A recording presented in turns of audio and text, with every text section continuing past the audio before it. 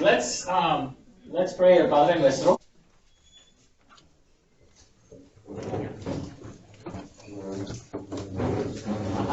I'm sure you have the little paper with you, and if you don't, there's some more.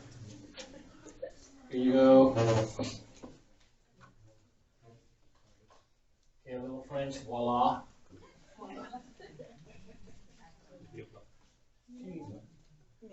Espíritu Santo, amén. Padre nuestro que estás en el cielo, santificado sea tu nombre. Venga a nosotros tu reino. Hágase tu voluntad, así en la tierra como en el cielo. Danos hoy nuestro pan de cada día. Perdona nuestras ofensas, como también nosotros perdonamos a los que nos ofenden. Y no nos dejes caer en la tentación, y líbranos del mal. Amén. En nombre del Padre, Hijo y Espíritu Santo. Amén. All right. Have a seat. How's everybody's week?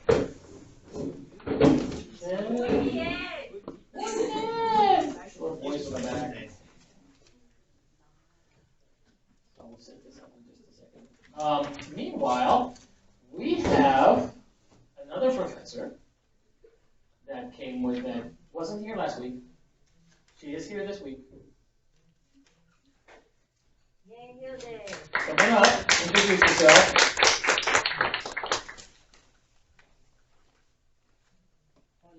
Hola, ¿cómo están? Muy bien. Gusto de estar con ustedes nuevamente. Happy to be back here together.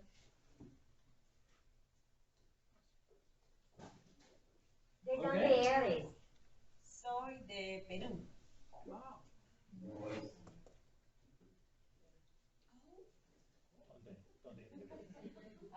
Yo soy del norte de Perú, de una ciudad Talara. Nací en Talara. Viví en Lima también. I lived in Talara, was born, lived there, but lived in Lima.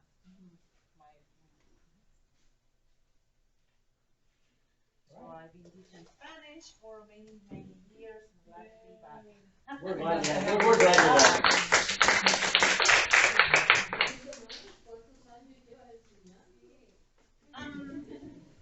I think I have close to 25 years teaching Spanish. I think 20 out of those years I did at OU, then OCCC. Now I'm a high school. Due to the pandemic, I'm a high school teacher. So I'm going back to the basics. Yes, it's a totally different world, but I'm glad I'm able here to teach, be back here at the Institute collaborating. I'm from Peru. I love to travel. I love to ride my bike, walk my dog, help people, and I'm glad that was the conversation class. So even if your skills you don't think that your skills are for conversation, just come on. The important thing is that you listen, and that is gonna help you as you listen to be more comfortable with yourself and begin speaking. Anything else that you want to know? I can't think of anything else. Thank you.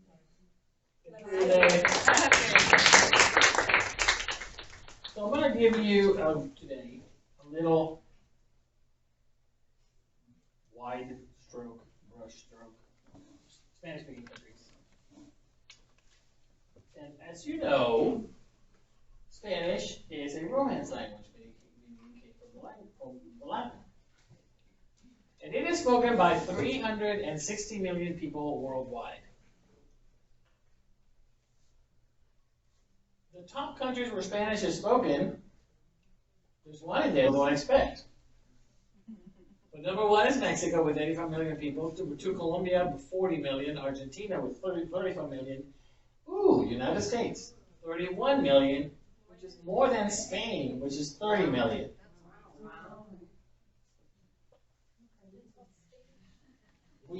There's more Spanish speakers here than there are in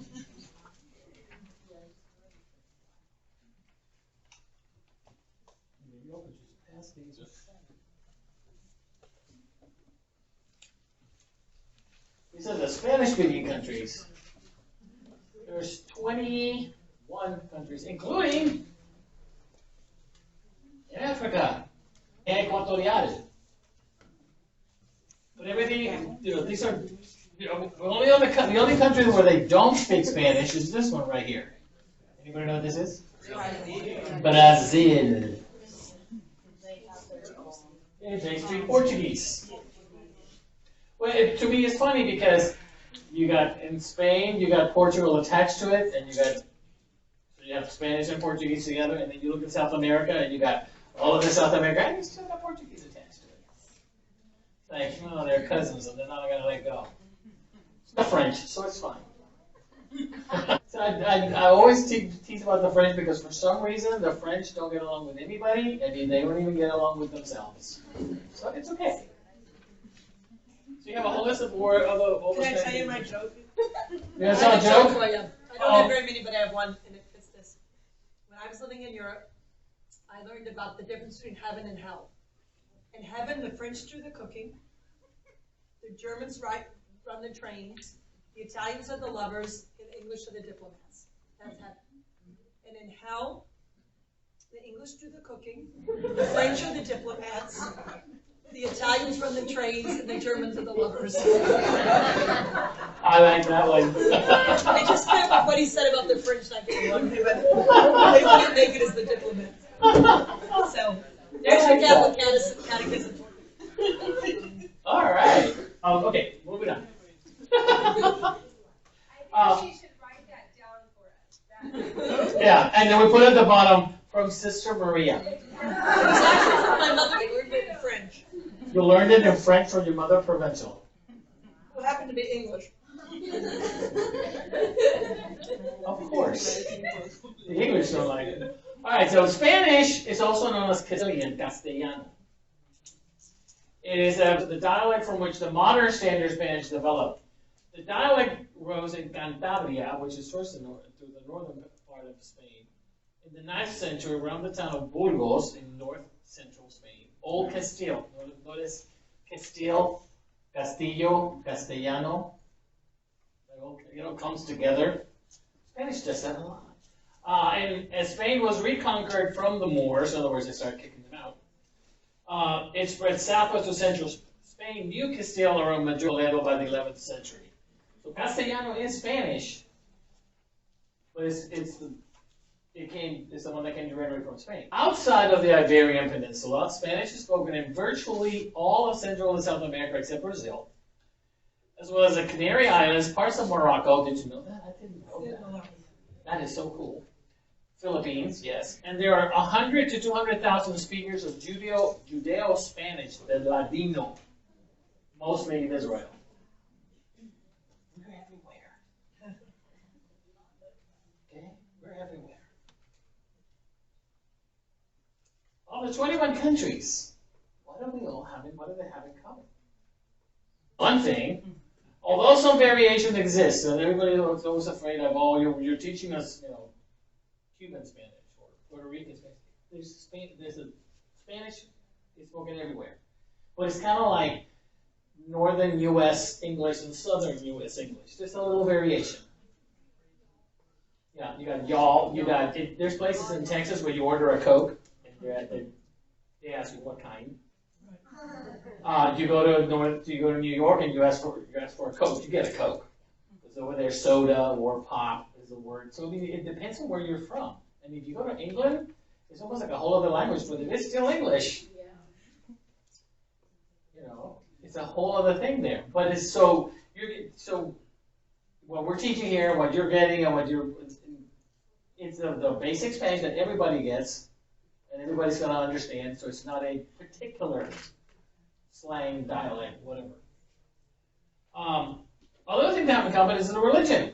It's mostly Catholic. Other religions have been making their way in, and just like here, there are some that are by name only Catholic.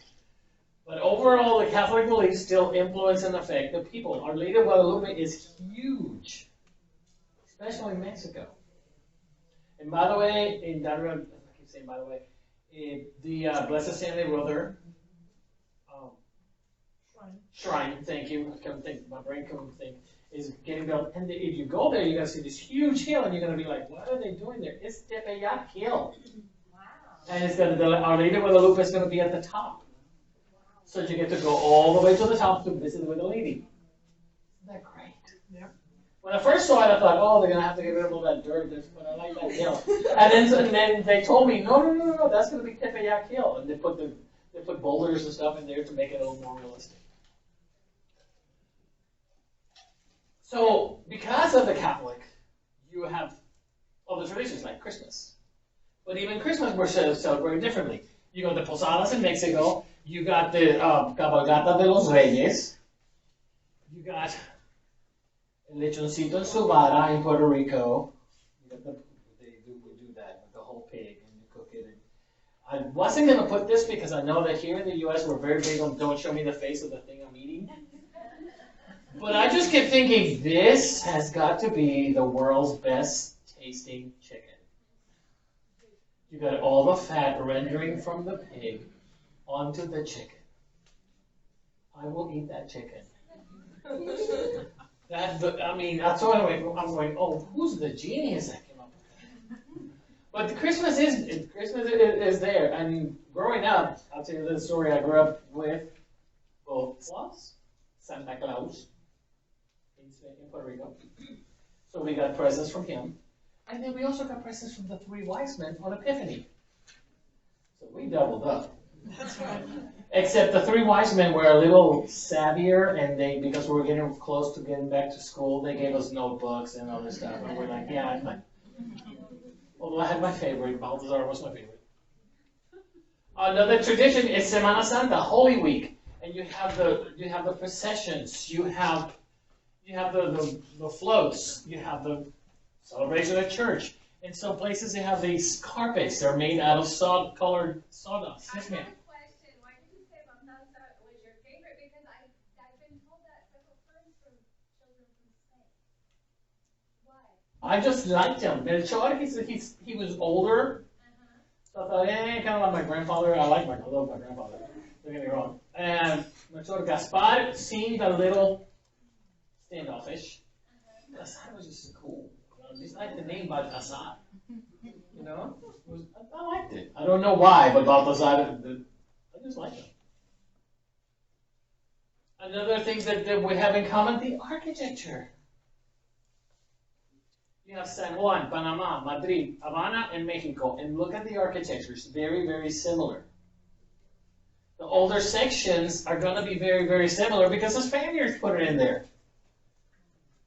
So they were rebuilding, kind of like we did with having Plymouth. And if you ever go to England, by the way, I had this experience on the 4th of July. Got on the little boat, on the ferry boat that went from northern Spain into England.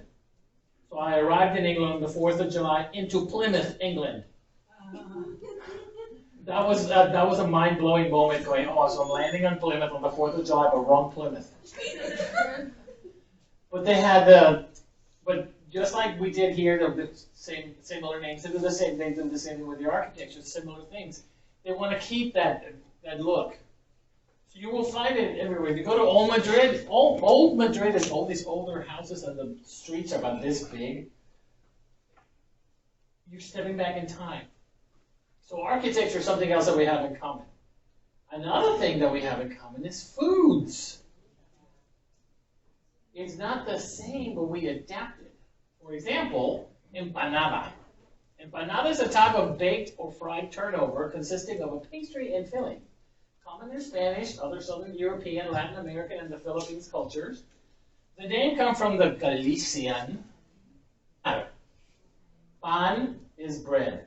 Empanar is to inbread. That is to be wrapped or coated in bread. But what happens when you have the empanada, see right there, but you don't have wheat? Well, you grab corn, and you got arepas, and you got gorditas. You had a gordita? No. Oh, gorditas are so good. I'm becoming a gordita. I work in Mount St. Mary's. We have food everywhere. I'm becoming a burrito too. I've been there. Other places, because you have wheat there available, then you have pupusas. And you have sopes. But it's the same basic thing. It's just you adapt it to whatever's available there. And it all came from Spain. We just took it and changed it a little. Another one is ceviche. Different. They may not have that much certain seafood available, but they have whatever they have, they will use.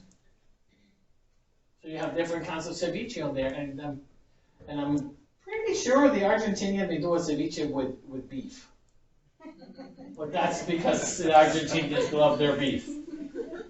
Arroz, rice. Oh my goodness. This is your paella right here, which is seafood and all kinds of seafood and rice and with different veggies. So we adapted. We have an arroz con pollo. Why? Because pollo is the most available thing anywhere in Spanish-speaking countries. Between that and pork, you got it. But chicken is highly available. Rice and beans. There weren't any beans available in Spain, but we got beans here, so let's use them. This is one of my favorite things. My mom always teases me about it. Arroz con gandules. This is Puerto Rican. I could eat bowls of this. Forget meat, forget anything else. I could eat arroz con gandules. I could eat that all day long. Breakfast, lunch, dinner. I'm fine. But that's just me. I grew up with rice as being the staple.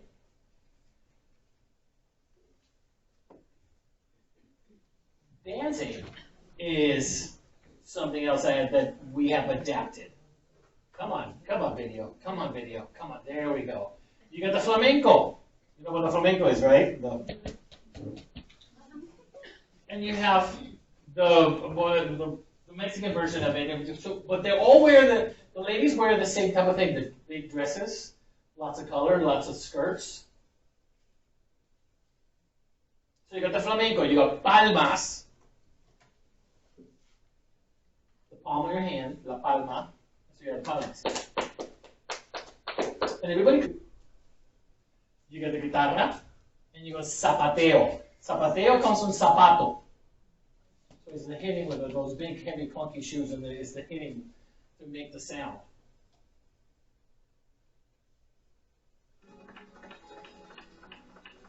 Like her.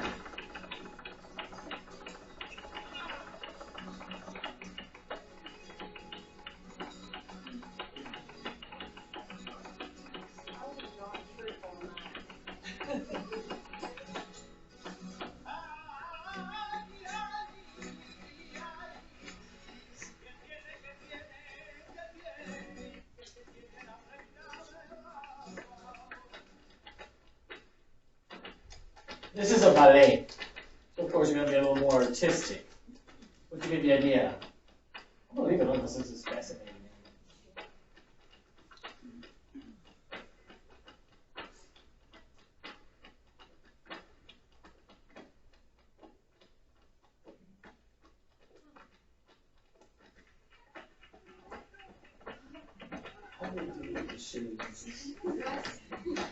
It is, it is somewhat aggressive, as I was saying.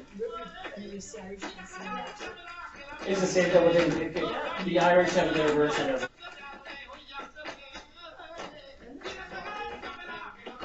Beg your pardon? Yeah, the clogging. When you start finding about music and arts and stuff, you realize a lot of our stuff came from Europe.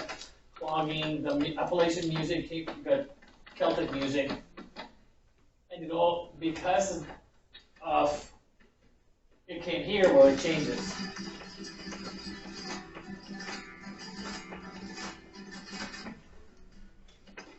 So about a couple of minutes of this. Patience.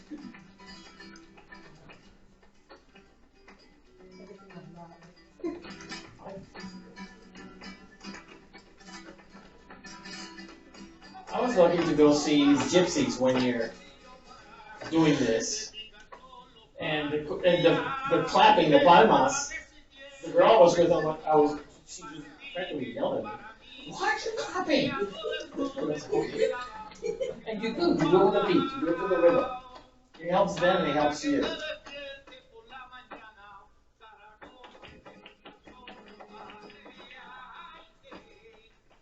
What you notice is the dresses, you saw the big flurry dress, the whole bit.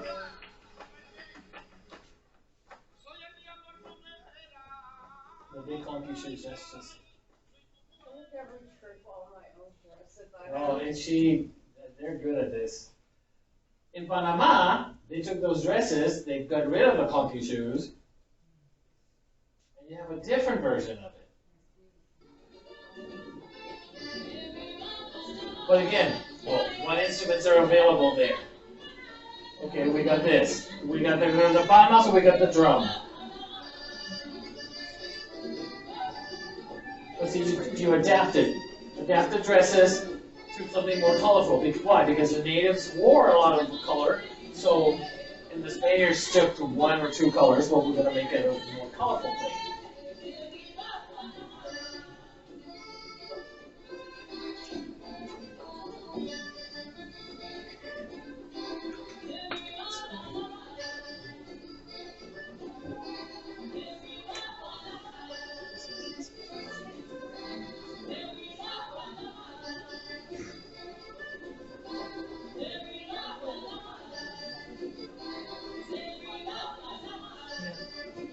Yeah, they're showing off their dress.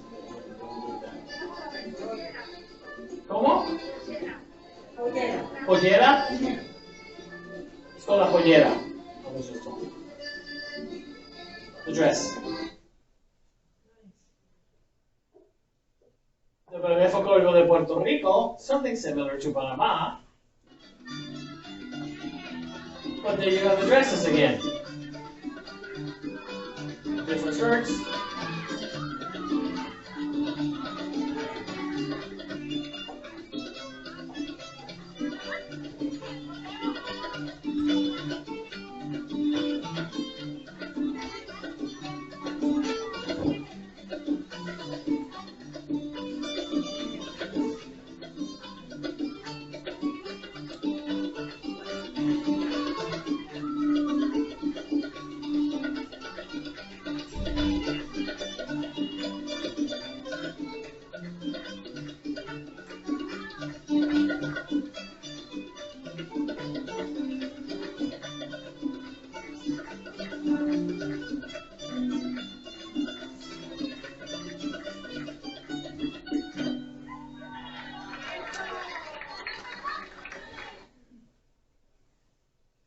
And then we all know the ballet folklórico mexicano.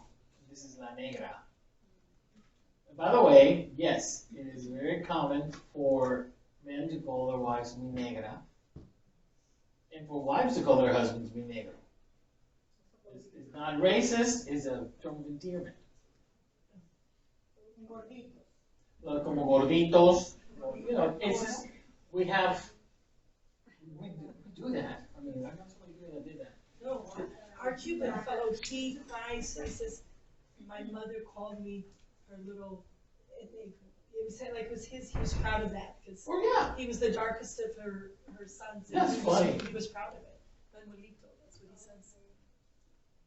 so if you haven't seen it, this is one of my favorite stories. This one Kiko with the shoes. But it adapted the dress.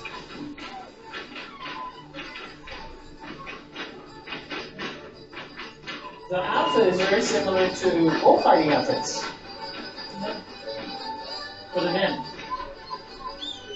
They're very small. But bullfighting makes sense.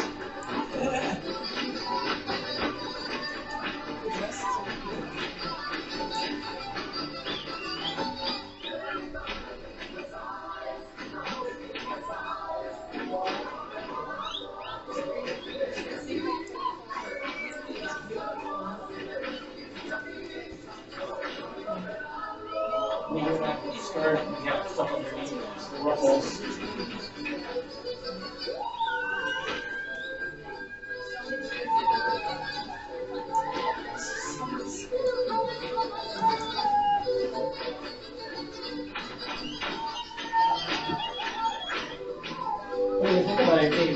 can see the Spanish influence, the flamenco influence in it. Yeah. In flamenco, they have the one dress with lots and lots and lots of ruffles. Well, here you have all the ruffles, but you have that, the dress has to be a little bit warm. It's warmer, so naturally they're going to be able to cool it. It's going to be cool. And it looks amazing when they put the dress. Yeah.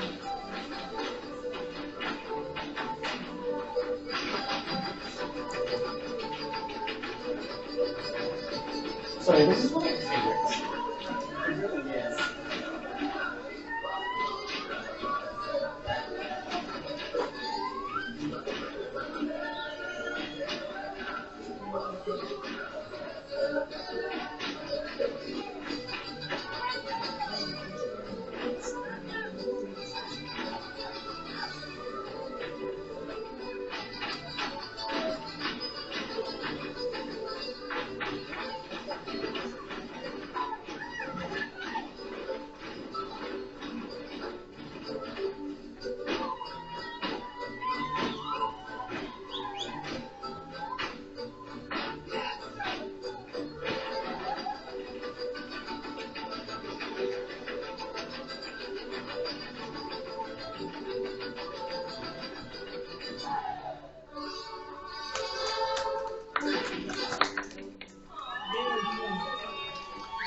Sí, señor.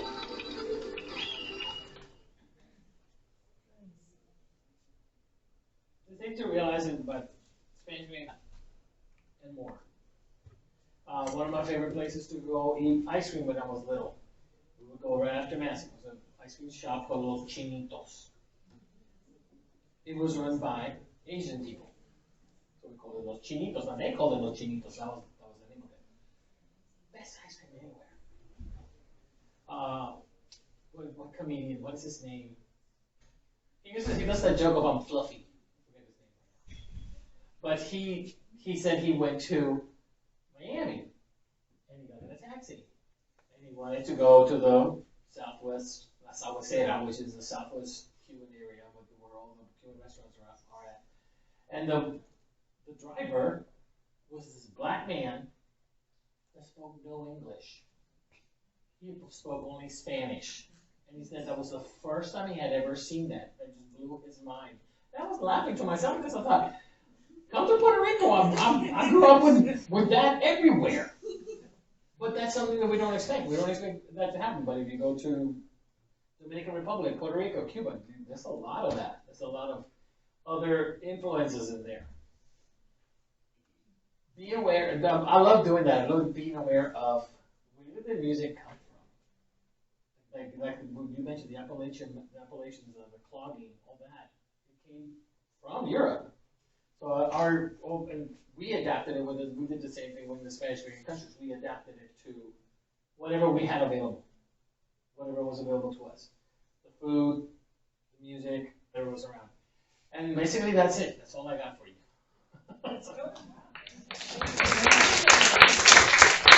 Any questions? Any thoughts? Do you make that favorite dish of yours a lot? Arroz con gandules. We got a recipe from a friend of ours, and I haven't done it, but I did find a place with it. I mean, we do buy there's a frozen one. I do like it. Arroz con gandules. And a friend of mine that works for the IRS, he made arroz con gandules one time. I brought it over to the house. I was a very happy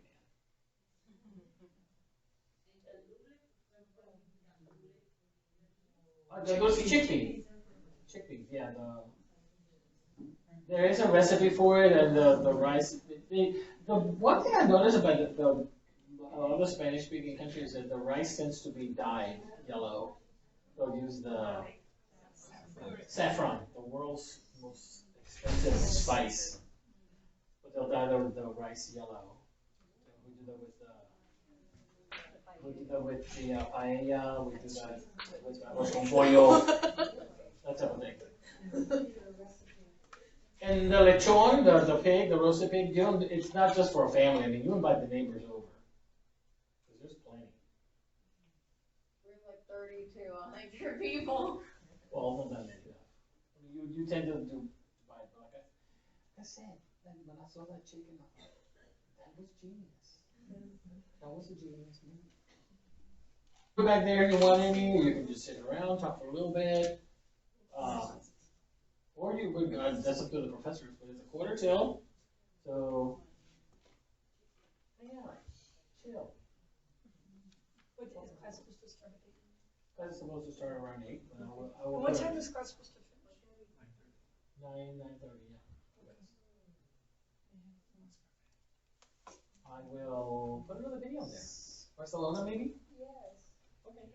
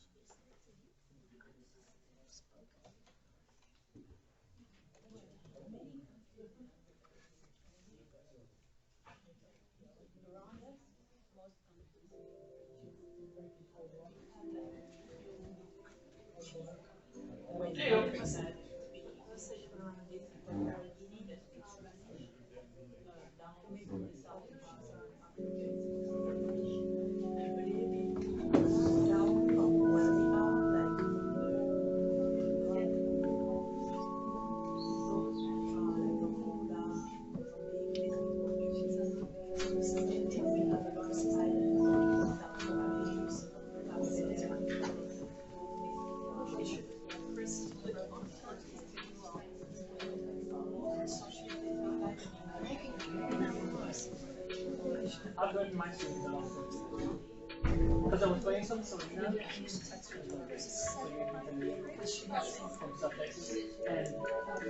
cumbia, she's the cumbia queen. I'm more for the cumbia, so the kids are looking at me like, have you lost your mind?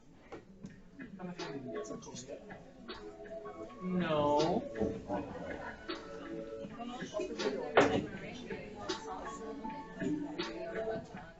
I went to a wedding one year where all they did was the cumbia. When you cumbia, you go around in a circle. And you just keep going, but you have to shift your weight over. You're supposed to walk over. I'm like, okay, yeah, that's the whole. Well, that's a great idea. We'll go down.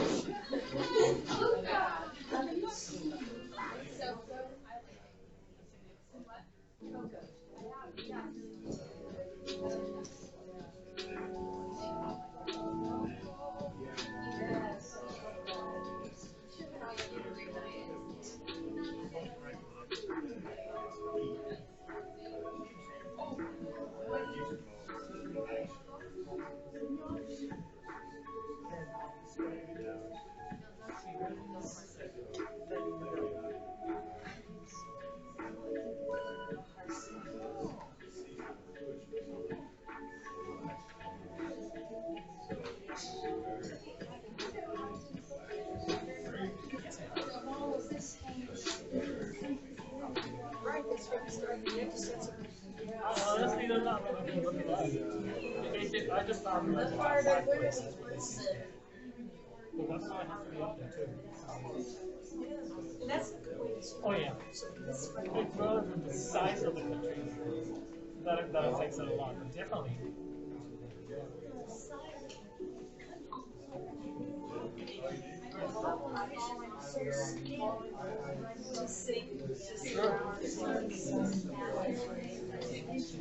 There's like